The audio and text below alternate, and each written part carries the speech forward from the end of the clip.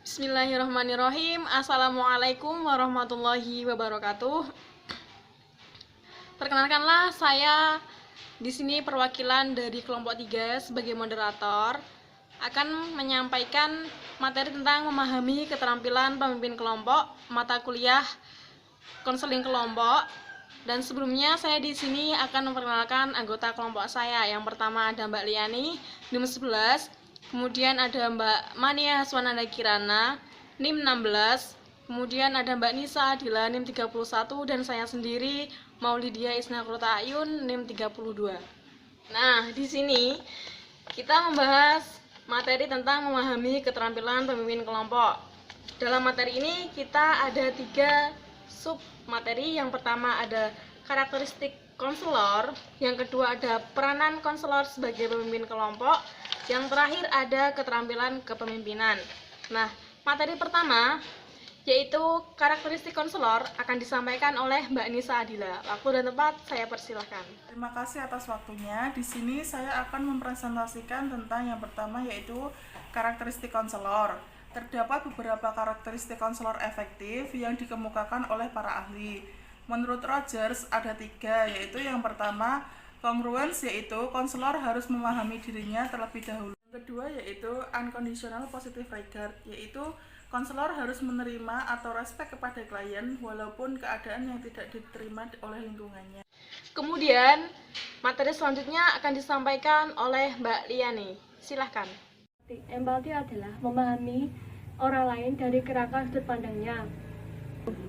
Selain itu, empati yang dirasakan juga harus ditunjukkan. Rogers mengartikan empati sebagai kemampuan yang dapat merasakan dunia pribadi clean tanpa kehilangan kesadaran diri. Komponen yang terdapat dalam empati yaitu penghargaan positif, rasa hormat, kehangatan, kekonkretan, atau kesiapan konfrontasi keaslian.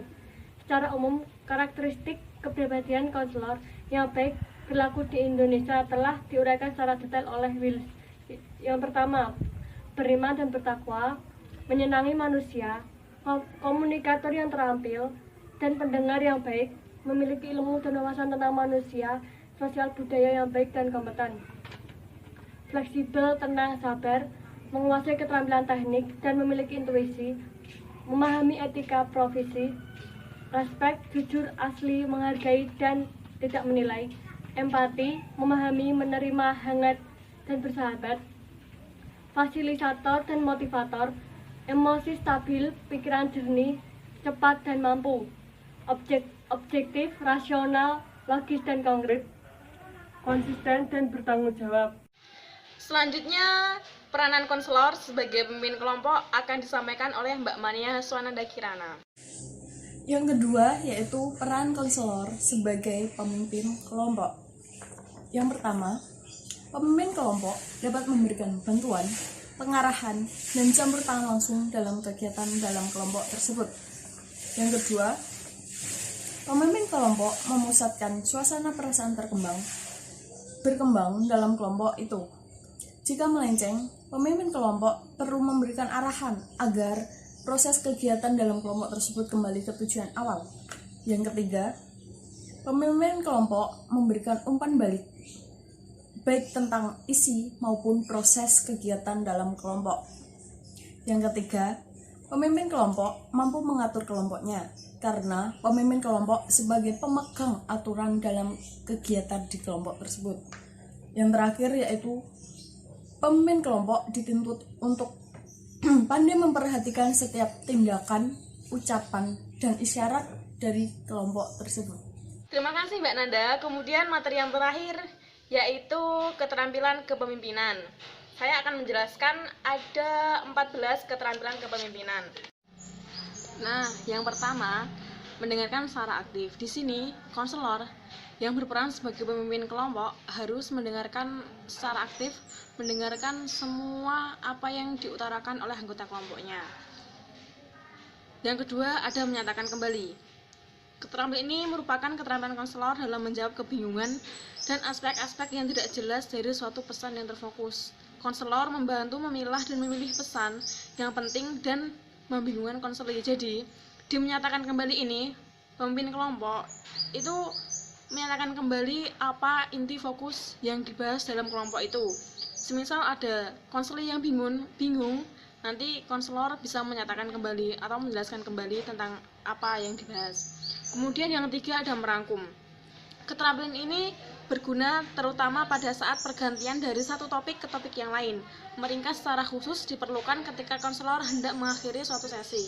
Nah, di sini merangkum ini biasanya ada di tahap terakhir ketika kelompok itu diskusi kelompok ataupun semacamnya berlangsung. Nanti di sini pemimpin kelompok merangkum kembali apa yang telah dibahas. Kemudian yang keempat ada bertanya. Keterampilan bertanya bertujuan untuk menggali dan mengarahkan konseli tentang apa yang dialami, dirasakan, sehingga dapat menggali konseli dengan lebih mendalam dan bagaimana dia harus berbuat selanjutnya. Nah, biasanya jika masih ada kebingungan di diri konseli, nah konseli nanti bertanya. Atau sebaliknya, konselor sebagai pemimpin kelompok juga bertanya kepada konseli apakah masih ada yang kurang paham dan sebagainya. Kemudian yang kelima ada mengkonfrontasi.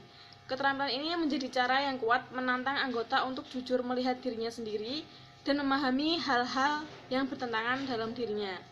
Kemudian yang keenam ada memberikan dukungan, memberikan dorongan dan penguatan kepada anggota kelompok, khususnya ketika mereka mengungkap informasi pribadi, ketika mereka menyelidiki perasaan yang menyakitkan, dan ketika mereka mengambil resiko. Nah, di memberikan dukungan ini atau memberikan dorongan, pemimpin kelompok biasanya menggunakan bahasa verbal, yaitu dengan kata teruskan ataupun lanjutkan.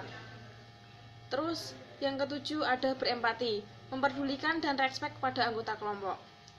Yang kedelapan ada menata tujuan, anggota kelompok yang memilih dan menjelaskan tujuan khusus mereka sendiri secara konkret. Nah, di menata tujuan ini yang bertujuan untuk memilih dan menjelaskan tujuan Itu anggota kelompoknya sendiri. Selanjutnya yang kesembilan adalah evaluasi. Setiap selesai sesi, konselor kelompok menilai apa yang terjadi dalam kelompok dan dalam diri masing-masing anggota kelompok. Nah, setiap selesai sesi, nah di sini pemimpin kelompok atau konselor kelompok mengevaluasi dari setiap sesi, menanyakan, menilai apa yang terjadi dalam kelompok tersebut dan dalam anggotanya. Yang ke-10 memberikan umpan balik. Memberikan penilaian yang nyata tentang bagaimana seorang kelihatannya dalam pandangan orang lain. Nah, ini ada feedback, timbal baliknya, ada interaksinya antara anggota yang satu dengan anggota yang lain. Terus yang ke-11 adalah memberikan saran. Membantu anggota kelompok dalam alternatif tentang arah berpikir atau bertindak. Nah, di sini dalam kegiatan kelompoknya bisa saling memberikan saran. Terus yang ke-12 memberikan perlindungan. Memberikan perlindungan kepada anggota kelompok dari resiko baik psikologis maupun dari kegiatan kelompok. Pemimpin kelompok atau konselor kelompok memberikan perlindungan kepada anggota kelompok dari resiko baik psikologis maupun dari kegiatan kelompok. Seumpama di dalam kegiatan kelompok tersebut ada sesuatu yang mengancam anggota kelompoknya. Nah, si pemimpin kelompok di sini berperan untuk melindungi anggota kelompoknya. Yang ke-13 adalah menjadi contoh. Seorang pemimpin harus terampil menjadi panutan bagi kelompoknya. Nah, pemimpin kelompok di sini harus menjadi contoh bagi anggota kelompoknya dari segi apapun, mulai dari penampilan, gaya bicara, dan segi apapun itu harus bisa menjadi contoh yang baik bagi anggota kelompoknya. Yang ke-14 yang terakhir yaitu mengakhiri kegiatan kelompok. Memberikan saran kepada anggota kelompok untuk menerapkan apa saja yang telah dipelajari, mempersiapkan anggota kelompok untuk menangani masalah yang dihadapi di luar kelompok, dan menyarankan konsultasi individual bila diperlukan. Nah, ini adalah konseling kelompok. Jadi di akhir kegiatan kelompok di sini pemimpin kelompok bisa menyarankan kepada anggota kelompoknya bila diperlukan untuk konseling selanjutnya, yaitu konseling individu. Begitu materi dari kelompok 3. Terima kasih atas waktu teman-teman semua yang telah mendengarkan dari awal sampai akhir video kelompok 3. Dari kelompok 3, mohon maaf yang sebesar-besarnya kepada teman-teman semua karena keadaan kita sekarang, jadi kita tidak bisa tatap muka langsung di kelas, hanya bisa menyampaikan materi lewat video. Bila nanti ada kritik, saran maupun pertanyaan, silahkan teman-teman bisa menuliskan nama, NIM, dan pertanyaannya di kolom komentar. Sekian dari kelompok 3. Terima kasih sekali lagi. Saya akhiri. Wassalamualaikum warahmatullahi wabarakatuh.